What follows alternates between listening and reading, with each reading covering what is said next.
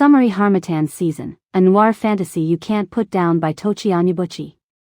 Imagine a city coated in dust, its streets thick with secrets, and a wind that carries whispers of both the past and the future. This is a place where fortune doesn't greet everyone, especially not a down-on-his-luck private investigator like Boubacar. Welcome to Harmattan Season, a gripping fantasy noir from Tochi Onyebuchi, where West African lore collides with the hard-boiled grit of classic detective tales. Fortune always seems to vanish wherever Boubacar walks. He's a veteran, a private eye, someone who's seen the underbelly of life and found it wanting. Work has dried up. Bills pile on. The Harmattan wind blows relentlessly, coating the city in a choking, ochre dust that mirrors the murkiness of the city's streets and hearts. Boubacar, or Bouba as some call him, wants nothing more than to be left alone. But in stories like this, peace is always the first casualty.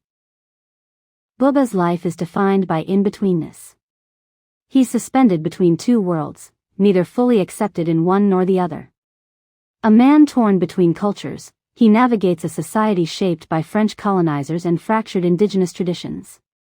Yet for all his hesitancy, the city seems to have a strange habit of dragging him into its conflicts, and soon enough, trouble appears at his doorstep in the most literal sense.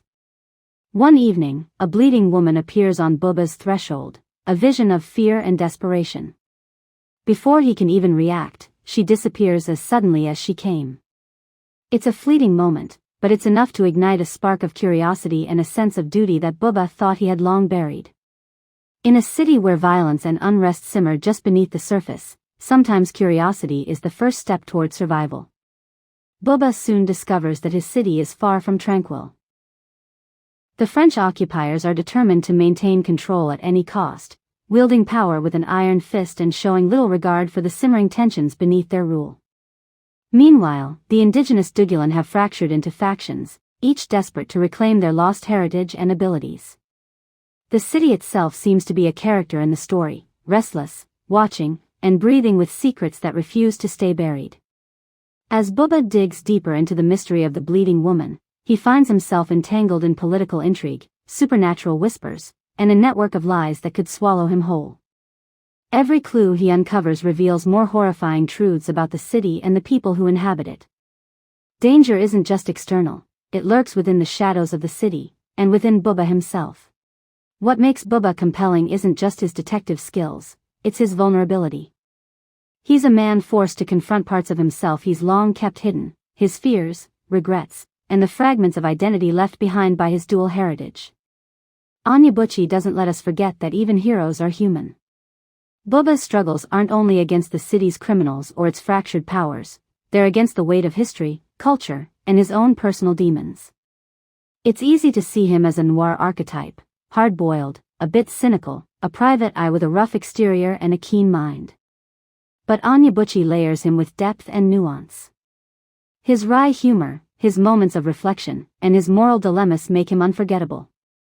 You care about Bouba because you see him not only surviving in the city's chaos but also wrestling with who he is within that chaos. Harmattan Season isn't just a story about a man, it's about a world steeped in history and magic. Onyebuchi fuses West African traditions with noir sensibilities, crafting a city where the supernatural laces itself into everyday life. The Harmattan wind itself almost becomes a character, a force that conceals and reveals, obscures and illuminates. The French colonizers' control is cold and calculated, a looming threat that underscores every street corner and alleyway. The Dugulan, meanwhile, carry the weight of generational loss. They are a people with fractured powers, fighting to reclaim their identity in a city that has tried to erase them.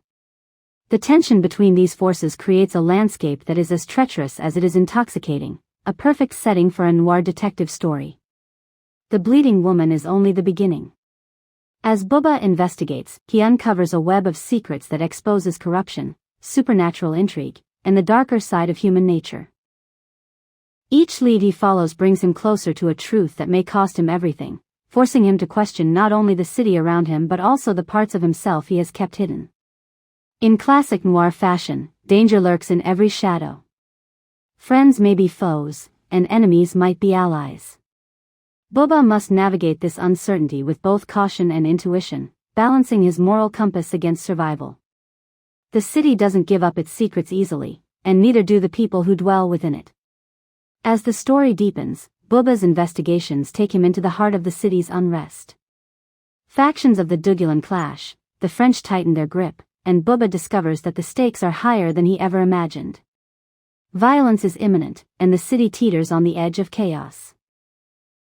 Bouba is forced to confront uncomfortable truths, not just about the city, but about himself. He begins to realize that being a private eye in this city isn't just about solving crimes, it's about understanding the cultural, political, and supernatural forces at play. Every choice carries weight, and every decision could tip the balance between survival and destruction. The closer Bouba gets to the heart of the mystery, the more he is forced to rely on instincts, wit, and courage he didn't know he possessed. Onyebuchi's narrative tightens, weaving suspense and revelation into a gripping crescendo. The Harmattan wind rises, whipping dust through the streets like a veil over the city's sins.